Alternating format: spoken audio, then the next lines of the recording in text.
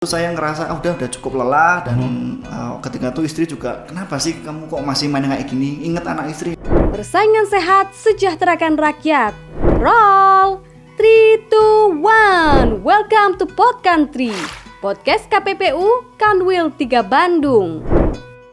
Ini adalah podcast persembahan dari KPPU Kanwil 3 untuk masyarakat sekalian semuanya. Ada bentuknya podcast, ya tersedia di Spotify, Google Podcast, Anchor dan lain-lainnya. Ini episode perdana juga dan juga available untuk di YouTube. Dadah dulu semuanya. Hai, halo, ini episode selamat perdana. siang. Hai, halo. Kita kayak norak banget ya. Karena orang mulai banyak mainan kayak gini, jadi kita ikutan mainan kayak gini juga.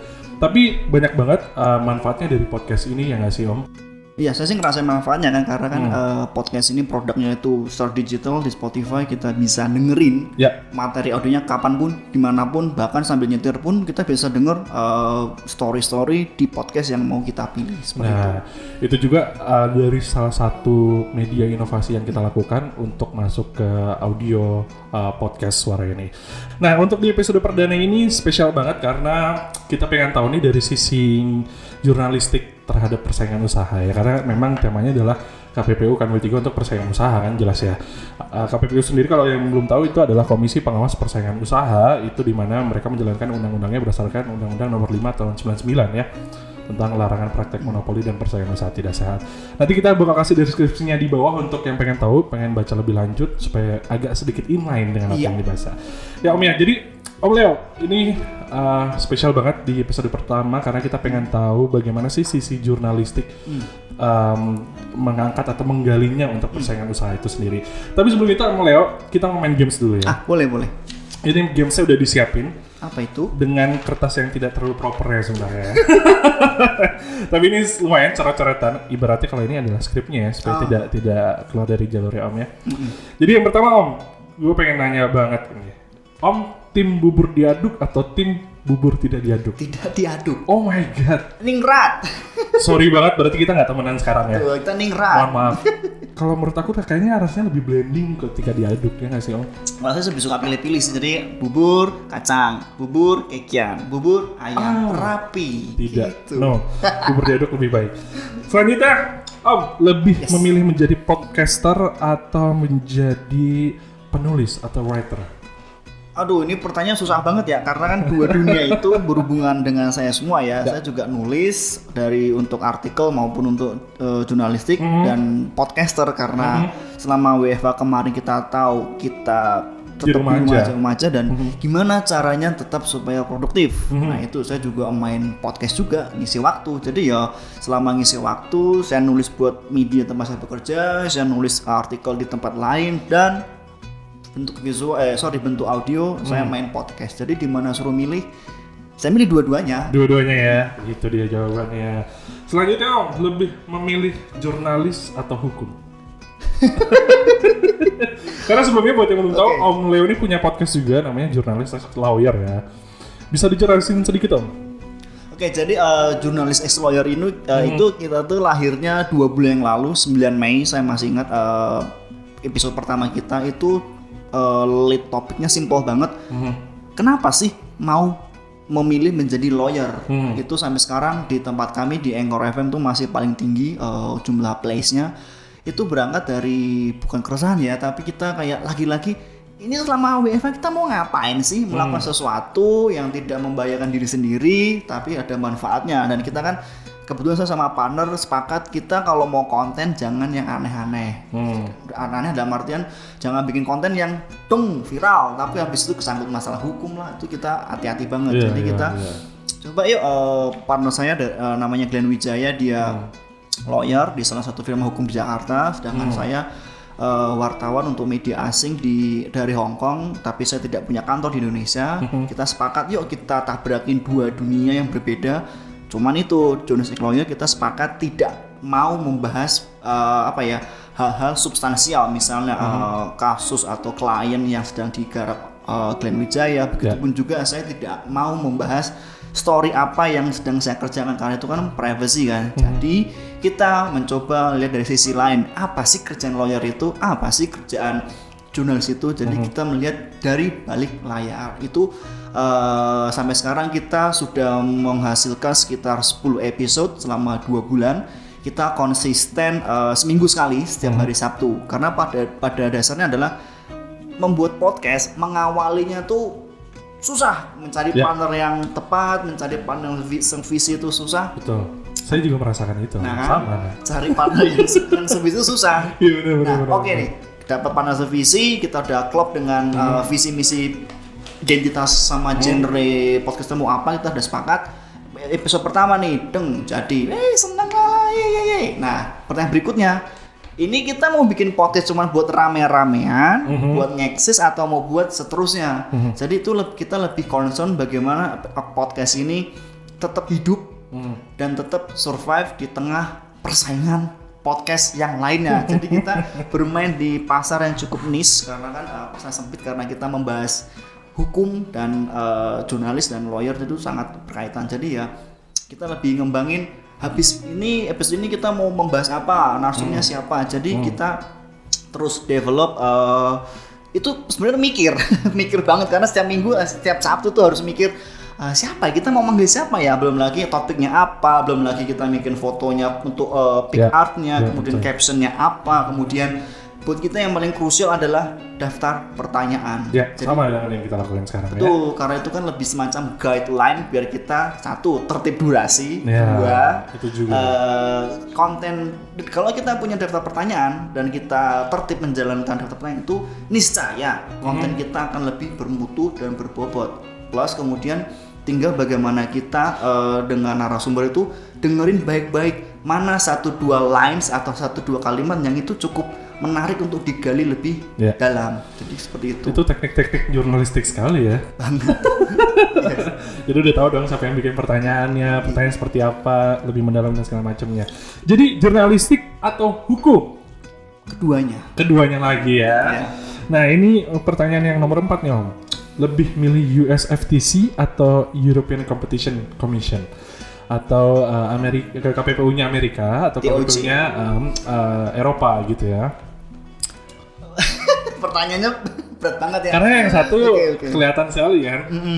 Bedanya? Mungkin saya nggak akan membahas salah satu cukup dalam ya. Cuman saya lebih ke yang punya Eropa. Karena mereka cukup aktif untuk terus develop. Mereka treatment terbaru ya. Treatment terbaru mereka selalu mengikuti perkembangan zaman. Jadi mereka selalu saling berlomba antara teknologi baru, karena kalau ada teknologi baru pasti menimbulkan dampak bisnis yang baru, akan menimbulkan perbuatan hukum yang baru. Nah biasanya kalau perbuatan hukum baru itu muncul, undang-undangnya kan sering ketinggalan. Betul. Ini saya ngeliat kalau Europe itu berpacu dengan digital platform mana nih yang punya inovasi apa. Jadi biasanya di dapurnya European itu mereka langsung membuat entah seminar, entah diskusi, entah panel. Jadi mereka sebisa mungkin apa yang dilakukan digital platform mereka selalu berusaha untuk membahas apa sih concern dari antitrustnya seperti itu. Terakhir Om, fair competition atau free competition? Well, free competition and fair competition. Free competition di mana semua orang kan bebas bersaing dengan apa yang dia punya, tergantung kekuatan modal dan lagi-lagi gimana ya? Saya sih lebih ke free competition tuh dengan fair. Tricky banget loh ini. Tricky ya. Apakah nggak bisa disandingkan gitu Om Dimas? Oh nggak bisa Om, ini game saja. Oke. Ya pilih saja Om. Saya sih lebih suka free competition kan. Free competition ya baik. Kalau gitu kita langsung aja nih Om ke pertanyaan pertama nih Om. Udah berapa lama kerja di bidang jurnalistik nih Om? Saya nyemplung di jurnalistik dari tahun 2012 di salah satu stasiun televisi di Jakarta Timur. Di Jakarta Timur, tapi nasional? Nasional. Tapi dari situ berangkat ke media jurnalistik asing di Hong Kong itu bagaimana Om ceritanya? Itu di salah satu TV nasional di Pulau Gadung itu, sebut saja TV-nya berwarna merah itu kan. Saya ngabisin waktu sekitar 3,5 tahun. Itu lebih ke beat atau desk kriminal, sosial politik, terorisme sama bencana alam sama bencana kemanusiaan. Itu waktu itu pernah bikin story AirAsia 2014, kemudian Rohingya di Aceh 2015. Itu backgroundnya. Habis itu saya pindah ke TVRI-nya Jepang. Ada TV Jepang di Indonesia. Itu saya pindah ke sana. Lagi-lagi saya ditempatkan di Beat Terrorism sekitar 1,5 tahun. Kemudian karena sudah cukup lelah dengan terorisme itu apa ya? Maksudnya ya isinya paling ya sedikit mereka juga evolve yang dulunya penyebaran ideologi melalui face to face diskusi, lalu mereka evolve lewat sosial media. Jadi mereka juga evolve. Nah, sama halnya saya juga harus evolve nih di NHK. Sebut saja NHK ya. Sudah tahu sebenarnya. Sudah tahu ya. TVRI-nya Jepang ya pasti itu. Habis itu saya ngerasa udah cukup lelah dan ketika itu istri juga, kenapa sih kamu kok masih main kayak gini? Ingat anak istri, oke. Besok saya pindah ke media online. Ini bentuk bisnisnya sih cukup unik ya, karena ini tidak bisa diaplikasikan Adobe secara terang-terangan di Indonesia. Ini disebutnya ke media bisnis intelijen. Jadi ketika kalau saya memperkenalkan diri kan umumnya wartawan pasti ngasih link contoh berita yang sudah dia pernah publish kan. Portofolio. Cuman di bisnis intelijen si user atau si pembaca yang belum bersentuhan dengan media tempat saya bekerja ini, ketika dia buka linknya, dia cuma bisa lihat front end tapi tidak bisa melihat kontennya. Nah, media bisnis intelijen adalah dia terima story, terima berita by email dan lewat aplikasi khusus dari perusahaan. Jadi kita harus langganan dulu, bayar langganan sama aja kayak kita bayar langganan internet gitu kan. Dapat materi eksklusif yang tidak semua orang punya. Jadi apa yang ada di media cetak online seperti pada umumnya, di media bisnis intelijen senyap, sama sekali tidak bisa dibaca orang yang belum langganan. Jadi itu model bisnis yang saya belum ada sih. Saya pernah lihat ada di ada satu lembaga perusahaan media yang core-nya itu dia ngomongin hukum. Cuman baru itu, yang lainnya seperti Mas tahu ya gampang lah. Itu tadi di meja depan itu ada media ini itu for free kan. Cuman kalau tempat saya email based, jadi pembaca tinggal baca lewat email, nggak perlu buka klik akses link, nggak perlu. Itu saya di situ dari tahun 2017 sebagai stringer itu wartawan lepas. Jadi dia masih tidak punya kewajiban pasti dalam seminggu. Karena kan sifatnya wartawan lepas, jadi kamu mau kirim berita syukur enggak apa-apa, karena kan honornya berdasarkan story yang dibuat. Habis itu karena satu lain hal, 2018 saya dipromot, oke lah jadi koresponden tetap di sini. Itu jadi ya di situ saya punya tanggung jawab seminggu 3 stories per week, dan itu cukup bikin sakit kepala. Lumayan ya deadline-nya ya. Iya. Jadi sakit kepalanya adalah karena gini, background saya adalah wartawan TV, tahu-tahu disuruh nulis online. Itu dunia yang sangat berbeda. TV kita kalau wartawannya reporter TV itu nulis naskah, lihat gambarnya dulu. Karena kita bercerita berdasarkan gambar, dengar benar-benar audio visual. Tapi ketika cetak online teks, kita tuh lebih ke kuping. Tadi si narasumber ngomong apa ya? Atau kadang-kadang kalau kita sempat ngeh dengan kalau teman-teman lagi press release kan, itu sih langsung ngomongnya nggak ngelit ya. Nggak ngelit itu maksudnya nggak apa ya? Nggak ngelit itu kayak nggak catchy untuk dikulik lebih dalam. Jadi kalau kita online teks itu lebih benar-benar pasang kuping. Let's say misal Pak Ketua KPPU ngomong panjang lebar, tapi yang kena di kuping tuh cuman paling 2 atau 3 kalimat. Nah itu ketelitian kuping kita mendengarkan lead jawaban dari si narasumber, baru deh kita kembangkan, follow up lagi, kita tanya lagi ke narasumber yang bersangkutan, Pak bisa ditolong jelaskan nggak Pak, atau yang bahasa kerennya Pak coba dielaborasi lagi Pak, ini maksud Bapak apa, implikasinya seperti apa, itu ke teks. Jadi saya sempat ngalami jet lag dari TV ke teks habis itu, dan itu ketika saya pindah 2017 itu competition loh, itu apaan sih gitu loh, itu yang buatnya persaingan usaha KPPU ada tau ini lembaga ini. Nah itu padahal ini lembagaan udah ada dari tahun 2000 kan, setelah undang-undang tahun 1999 kan. Ya, itu betul. Saya mulai berkenalan dan mulai saya background saya pendidikan saya ada sastra Inggris, tahu masuk ngomongin competition law, di mana itu serempetan hukum dengan serempetan ekonomi. Betul. Itu beririsannya besar sekali. Beririsan banget itu. Jadi dampak hukum, kalau kita ngomongin hukum tuh saklek letterlah apa yang ada di situ, sedangkan ekonomi kan lebih ke asumsi tapi tapi ada hitung-hitungannya. Betul, tapi ada dasarnya. Ada dasar ekonominya. Betul. Dan itu kalau si ini dampak ekonominya nanti ke depan gimana, kalau ini gimana tuh lebih dua hal ini kan yang membuat saya tuh sempat jet lag. Cuman itu karena saya sering berinteraksi dengan teman-teman di KPPU, terutama ketika forum jurnalis setiap Senin dulu waktu sebelum ada pandemi itu kita rutin lah setiap sore biasanya. Setiap sore jam 3 jam 4 itu Betul. ada komisioner, ada humas menceritakan ketika di press release, ini loh apa yang kami kerjakan, ini loh apa yang sedang kami tangani kasus ini. Dan itu lama-lama itu karena kita learning by doing, tidak pakai tidak pakai bangku kuliah ya, karena langsung dengan praktisinya si agensinya kan, jadi lebih dapat feel-nya. Jadi itu 2017 sampai sekarang 2020 nekunin apa itu competition law, atau bahasa kerennya antitrust. Kalau diartiin anti kepercayaan. Tapi ini bukan anti kepercayaan kalau misalnya pacar lo atau cewek lo bohong terus nggak jadi gitu ya. Pikirnya kayak recehan-recehan Twitter gitu loh. Nah, sebenarnya ketika lu mempelajari hukum persaingan usaha itu sendiri, itu lu dapat manfaatnya nggak sih? Dampaknya apa sih? Atau ketika lu nulis berita, lu dapat info isu tersendiri terhadap persaingan usaha, lu tulis, lalu lu publish itu, kemudian apa yang lu bisa lihat dampaknya terhadap masyarakat juga? Nah, oke. Ini saya sebagai wartawan tugasnya adalah menyederhanakan hal yang rumit. Nah, ini kan hal rumit kan. Sebenarnya gini. Masyarakat atau pembaca atau siapapun yang orang awam mengenai kompetisi lo mungkin tidak merasakan manfaatnya secara langsung, tidak terdampak secara langsung. Cuman kalau kita sebutkan beberapa merek perusahaan yang sempat berkasus di KPPU itu orang-orang baru ngeh. Nah, sebagai contoh deh, apa ya yang paling simpel itu pengertian apa sih monopoli itu, apa sih oligopoli itu.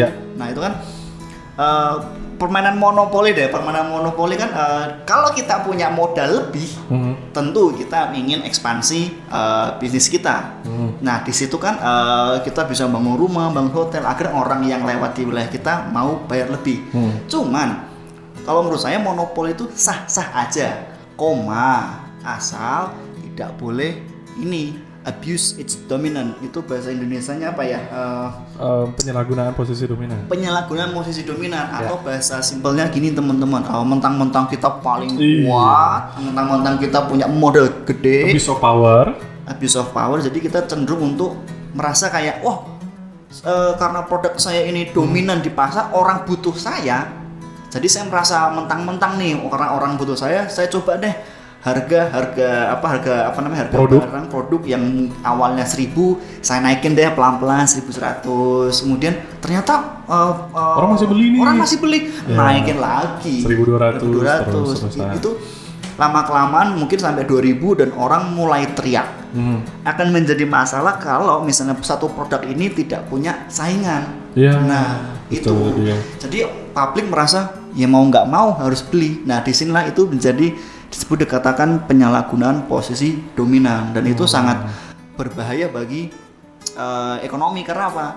Saya sebagai pemilik produk yang sangat menguasai ini, saya jadi malas berinovasi itu, Mas. Iya, betul. Karena kan ya mau nggak mau orang tetap butuh barang saya. Karena punya ketergantungan. Itu salah satu contoh apa sih manfaat dari undang-undang persaingan usaha untuk menjaga supaya tidak ada perusahaan yang cukup dominan sehingga dia bisa melakukan pelanggaran dalam hal penyalahgunaan posisi tawar. Itu contoh sederhana, baru satu. Tapi itu yang lu rasain banget ya Om ya, secara langsung dampaknya gitu kan ya. Lu tulis, lalu lu jadikan satu berita artikel, dan selama ini kalau yang gue lihat ya Om ya, kayaknya respon masyarakat tuh bagus loh terhadap kita. Nah, terhadap KPPU itu. Responnya bagus sepanjang itu Oke deh, kita ambil satu contoh misalnya. Oke, ini kita serempet sedikit ya. Kalau teman-teman pendengar sempat dengar mengenai program pemerintah kemarin yang namanya Kartu Prakerja. Nah, itu kan pemerintah tidak salah karena kan di dalam perpunya itu juga tidak menyebutkan kata tender. Tapi kan yang menjadi polemik adalah kok tahu-tahu 8 companies ini yang dipilih sama negara. Itu kan yang menjadi publik itu gila. Apa dasarnya? 5,6 T. Dimana saat itu ketika corona lagi boomingnya, orang kan lebih butuh makan daripada butuh training. Nah itu kan di situ saya melihat KPPU cukup intens untuk memantau isu itu. Bahkan KPPU juga merilis beberapa statement bahwa kartu prakerja harus seperti ini itu. Lebih detail mungkin teman-teman googling. Jadi saya cukup ngasih teaser aja gitu.